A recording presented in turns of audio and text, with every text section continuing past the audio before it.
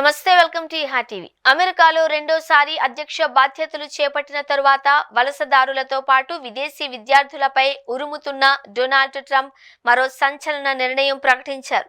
ఇప్పటికే చిన్నా చితక కారణాలతో విదేశీ విద్యార్థుల వీసాలు రద్దు చేసి వారి స్వదేశాలకు పంపిస్తున్న ట్రంప్ సర్కార్ ఇప్పుడు వారికి మరో షాక్ ఇచ్చింది. ఇకపై ఇలా చేస్తే కూడా మీ వీసా రద్దవుతుంది అంటూ ప్రకటించింది.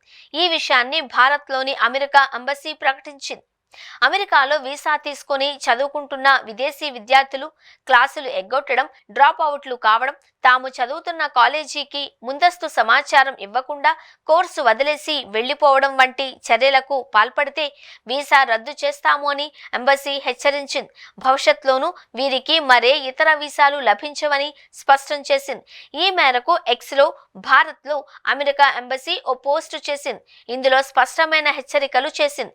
ఇప్పటికే అమెరికాలో చదువుతున్న 4700 మంది విదేశీ విద్యార్థులను చిన్నా చితక కారణాలతో ట్రంప్ సర్కార్ దేశం నుంచి బహిష్కరించింది.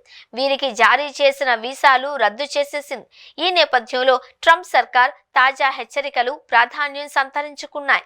ఇప్పటికే అమెరికాకు వచ్చే విదేశీ విద్యార్థులను భారీగా నియంత్రిస్తున్న ట్రంప్ సర్కార్ ఇప్పటికే అక్కడున్న వారిని సైతం ఎలా పంపించివేయాలా అని ఆలోచిస్తున్నట్లు తెలుస్తోంది. ఇందులో భాగంగా పార్ట్ టైం ఉద్యోగాలపై ఆంక్షలు విధించడం, వాటిని పక్కాగా అమలు చేయడం, ఉల్లంఘిస్తే వీసా రద్దు చేసి దేశ బహిష్కరణ చేసేస్తున్నారు.